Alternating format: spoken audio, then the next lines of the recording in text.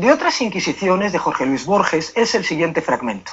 Nosotros, la indivisa divinidad que opera en nosotros, hemos soñado el mundo. Lo hemos soñado resistente, misterioso, visible, ubicuo en el espacio y firme en el tiempo. Pero hemos consentido en su arquitectura tenues y eternos intersticios de sinrazón para saber que es falso. ¿Qué opinas? Pues que en parte tenía razón Borges. ¿Cuántas veces hemos oído que este mundo, incluso el universo, es una especie de metáfora, de ilusión, de sueño, de holograma, donde parece que no es real lo sólido, o por lo menos no es real lo que percibimos?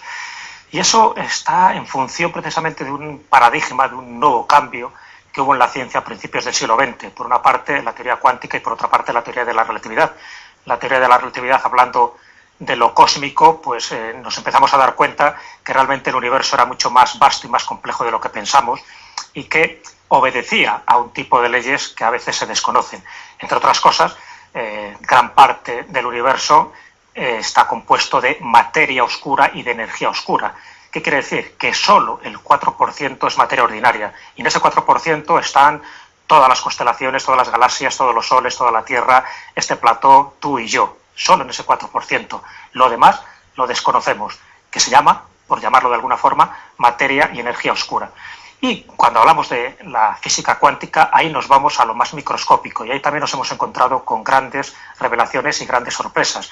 ¿Por qué? Porque, entre otras cosas, lo que nos están diciendo es que la materia que pensamos que es sólida no es tan sólida, que el 99,99% es vacío o aire, o llámalo como quieras. Es decir, que solo conocemos el 0,01%. Y encima, cuando observamos ese quark, ese electrón, solo está ahí en el momento que lo observamos, en el momento que nos fijamos en él. Bueno, pues todo esto ha cambiado tanto nuestra percepción del mundo, que en parte lo que decía Borges tiene razón. Hace unos años se estrenó una película titulada ¿Y tú qué sabes?, en la que se intentaba acercar la filosofía, la mecánica cuántica y el funcionamiento del cerebro a la vida cotidiana, y se daba a entender que la realidad es una creación del cerebro y que podemos modificarla. Sabes que fue una película bastante controvertida. Hubo gente que estaba a favor de que se acercara un poco esa mecánica cuántica a la vida cotidiana y otros que decían que, bueno, que tampoco fue muy afortunado los ejemplos que ponían. Yo entiendo que revolucionó bastante un poco lo que conocemos de lo que es la realidad.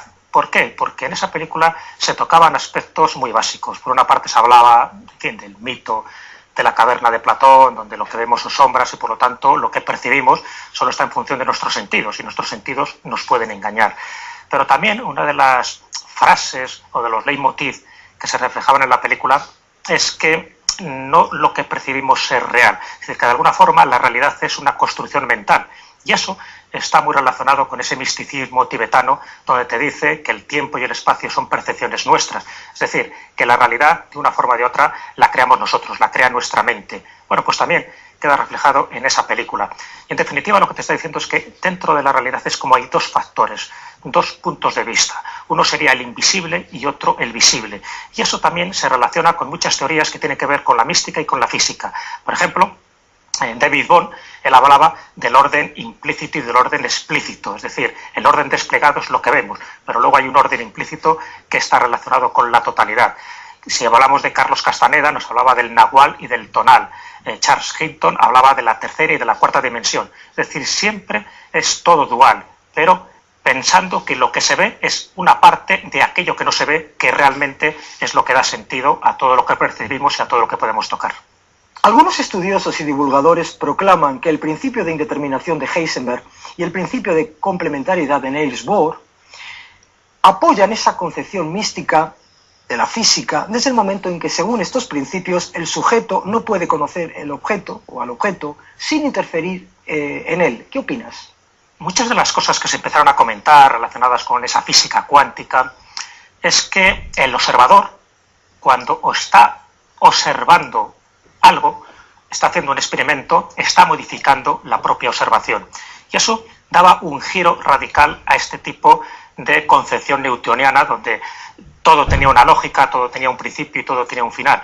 Aquí no. Aquí nos estamos dando cuenta que el observador está participando activamente en el experimento que está observando. De hecho, John Wheeler, que es un físico de la Universidad de Princeton, él decía que había que cambiar la palabra observador por la palabra participante. porque el científico estaba participando de una forma totalmente directa en lo que estaba haciendo y de alguna forma lo estaba modificando. Ya digo que cambia la concepción mental de todo ese experimento. Y claro, se dieron cuenta que cuando se hacían experimentos como el que hizo John Wheeler, por ejemplo, en los años 80, había partículas, en concreto electrones, que por una parte adoptaban la forma de onda y por otra la forma de partícula de corpúsculo. Claro, y eso también descuadraba, a pesar ya que a principios del siglo XX pues se hicieron experimentos que iban un poco en esa línea, sobre todo con los fotones, ¿no? Con esas partículas que generan o que manifiestan la luz. Se dieron cuenta de que en determinados campos o actitudes se convierte en onda o se convierte en partícula. Claro, ¿esto a qué nos puede llevar? Pues sencillamente a lo que decía Heisenberg con el principio de incertidumbre que plantea en el año 1927. Es decir, o conocemos la posición o conocemos la velocidad de una partícula, pero no podemos conocer las dos cosas. En otras palabras, cuando tú estudias una parte del mundo subatómico, hay otra parte que estás desconociendo. Entonces es muy difícil asentarse en bases reales y tangibles la física, porque siempre hay algo que desconocemos y encima el propio experimentador lo está alterando en función de su observación. Así que todo eso genera una incertidumbre que es muy difícil llegar a conclusiones exactas. Y como cuando no llegas a conclusiones totalmente radicales hay una parte de misticismo, es donde, lo que decía Max Planck, puede entrar el concepto de Dios. Con la diferencia es que para el creyente Dios está al principio de todas las cosas, pero para el científico Dios está al final de todas sus reflexiones. ¿Qué es la llamada telepatía cuántica? En la mecánica cuántica, dentro de esas muchas cosas raras que fueron percibiendo los científicos, se dieron cuenta de una de ellas, y es que dos partículas que estuvieron en contacto en un momento dado, luego cuando se separan, lo que ocurre a una partícula le ocurre de forma inmediata a la otra partícula con independencia de la velocidad o de la distancia que tenga. Claro, eso era también muy descuadrante para las teorías cartesianas, porque si tú estás haciendo un experimento a una partícula y la otra está a millones de años luz, no puede reaccionar de la misma manera que está reaccionando la partícula que tú tienes aquí y ahora. Entonces eso es lo que se llamó entrelazamiento cuántico o telepatía cuántica, para intentar justificar el por qué dos partículas se comportaban exactamente igual. Claro, la teoría de Einstein de que nada puede ir más rápido que la velocidad de la luz, aquí queda totalmente descuadrado. ¿Por qué? Porque se estarían comunicando de una forma automática, instantánea, digo, con independencia de la distancia que tenga. Y si tú puedes romper la velocidad de la luz, también está rompiendo el campo del tiempo. ¿Y eso a qué conclusiones nos puede llevar? A muchísimas. Entre ellas, Einstein, por ejemplo, cuando se enteró un poco de estos experimentos que se hacían, pues decía que esto era una especie de influencia a distancia fantasmal. Es decir, él no quería hablar de entrelazamiento cuántico, sino decía que había un tipo de fuerza misteriosa que interactuaba en las dos partículas. Pero lo curioso es que esto se demostró en el año 1983. Se hizo un experimento en la Universidad de París por Alain Aspect, y Aspect lo que intentó es demostrar con dos electrones cómo uno participaba o interactuaba con la misma información que se estaba operando o transmitiendo en el electrón que tú tenías en el laboratorio. Eso es telepatía cuántica, con todas las implicaciones a todos los niveles que nos podamos imaginar. Pero claro, ya digo que eso rompe mucho la concepción clásica de la física. Y Einstein es el que estaba como más en desacuerdo que esta probabilidad pudiera surgir en un campo, como es el campo subatómico, donde al final nada es lo que parece. Es decir, dos partículas pueden estar a la vez en dos sitios distintos o pueden no existir en función del observador, o se puede dar ese entrelazamiento cuántico que incluso en estudios muy actuales se han dado cuenta que también funciona en las aves migratorias y que todas ellas, de una forma como si fuera un campo morfogenético, también instantáneamente tienen la misma información. Bueno, pues ahí tienes una aplicación clara de la física a la vida cotidiana, en este caso a la vida natural. Fritjof Capra escribió un libro fundamental en estas cuestiones, El Tao de la Física, para que los lectores se dieran cuenta de que la mística y la filosofía moderna no están tan separadas como puede parecer en un principio, que hay una conexión entre ellas. ¿De qué tipo de conexión estamos hablando? La conexión es de distintos puntos, entre ellas es la famosa dualidad entre objeto-sujeto, entre tiempo y espacio, entre energía y materia. Es decir, esa dualidad, al final se dan cuenta, tanto unos como otros, que todo obedece a una unidad, a una totalidad, a algo que de alguna forma luego todo son expresiones de esa misma realidad profunda. Hay 3 libros básicos para entender, y además que recomendamos desde aquí a cualquiera que se quiera acercar a esa física moderna con el misticismo. Uno es el que tú acabas de comentar, el otro es el de Guy Zukav, que es la danza de los maestros de Boulil, y el otro, el de Michael Talbot, que es el misticismo y la física moderna. Todos ellos intentan acercar desde muchas posturas los encuentros y no los desencuentros que se han producido entre los grandes físicos y lo que decían las grandes tradiciones del misticismo oriental. De hecho, David Bohm, por ejemplo, era muy amigo de Krishnamurti y tuvieron varios debates, siempre bajo el más absoluto respeto, sobre estas cuestiones y coincidían en lo básico. Y claro, se dieron cuenta de que al final una cosa u otra lleva siempre a la misma razón de ser. Es decir, que hay algo que no podemos controlar, hay algo que no podemos medir, pero hay algo que de alguna forma está interactuando con nosotros. Esa especie de campo holográfico, esa especie de universo global en el que todos formamos parte porque formamos parte de esa mente colectiva. Claro, eso que te lo diga un físico y que se relaciona tanto con lo que han dicho otros místicos del más lejano oriente es lo que hace pensar que muchos científicos eran místicos. Ellos lo negaban de una forma rotunda, decían que hubiera cosas que no se pudieran explicar, eso no quiere decir que estuviera Dios detrás de todo esto, pero también ellos reconocían, de hecho Niels Bohr era tan seguidor del taoísmo y leía los libros de los Vedas y los Vedantas, que incluso en su escudo familiar era un yin y yang. El yin y yang, que como bien sabes es el símbolo del taoísmo. Es decir, de alguna forma ellos eran místicos sin reconocerlo públicamente porque a las conclusiones que estaban llegando era de la más pura mística, pero asentada en la más pura física. Einstein tuvo un concepto religioso del universo y de la propia existencia hasta el punto de llegar a decir que el hombre encuentra a Dios detrás de cada nueva puerta que abre la ciencia. ¿Realmente podemos considerar a Einstein como un místico? Bueno, él nunca te hubiera reconocido que es un místico, pero está claro que él tenía gran debilidad por este tipo de corrientes doctrinales, ¿no? Él no participaba del Dios cristiano, él decía, yo creo en el Dios de Spinoza, ese Dios que está en todas las partes, pero no creo en un Dios que se implica en los destinos del ser humano. Él incluso dijo una famosa frase, que Dios no juega los dados con el universo, precisamente para atacar ese probabilismo que tenía la mecánica cuántica. O sea que hay muchísimas razones para pensar que él conocía profundamente este tipo de cosas. Pero lo más importante es que dio una concepción del universo muy amplio, hasta el punto que el universo, gracias a su teoría de la relatividad, es concebido de forma distinta.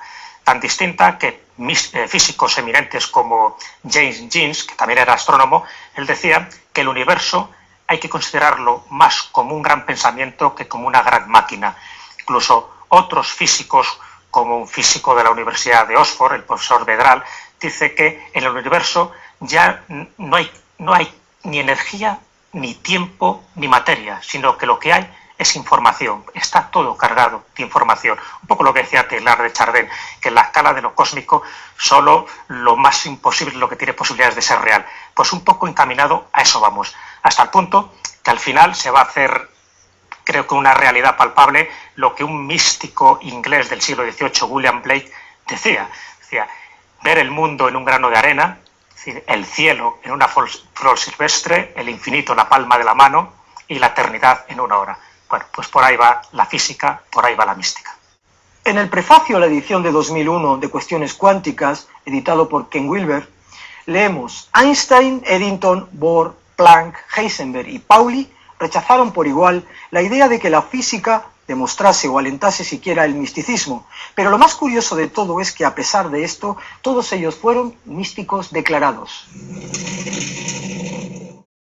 Que el 99,99% es vacío o aire, o llámalo como quieras. Es decir, que solo conocemos el 0,01%. Y encima, cuando observamos ese quark, ese electrón, solo está ahí en el momento que lo observamos, en el momento que nos fijamos en él.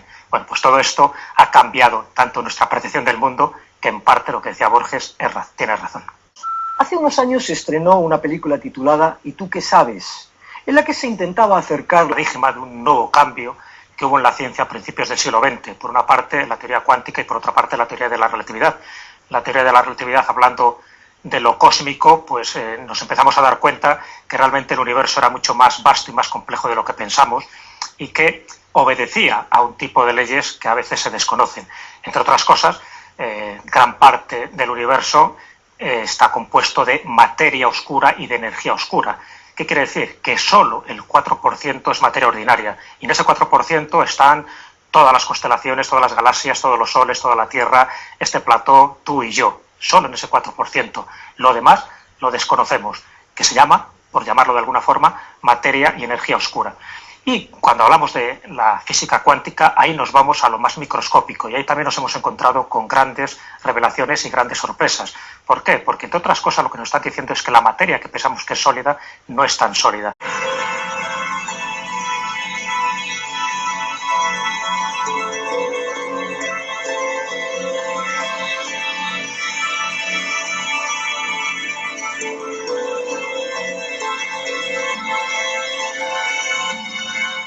De otras inquisiciones de Jorge Luis Borges es el siguiente fragmento. Nosotros, la indivisa divinidad que opera en nosotros, hemos soñado el mundo. Lo hemos soñado resistente, misterioso, visible, ubicuo en el espacio y firme en el tiempo. Pero hemos consentido en su arquitectura tenues y eternos intersticios de sinrazón para saber que es falso. ¿Qué opinas? Pues que en parte tenía razón Borges. ¿Cuántas veces hemos oído que este mundo, incluso el universo, es una especie de metáfora, de ilusión, de sueño, de holograma, donde parece que no es real lo sólido, o por lo menos no es real lo que percibimos? Y eso está en función precisamente de un paradigma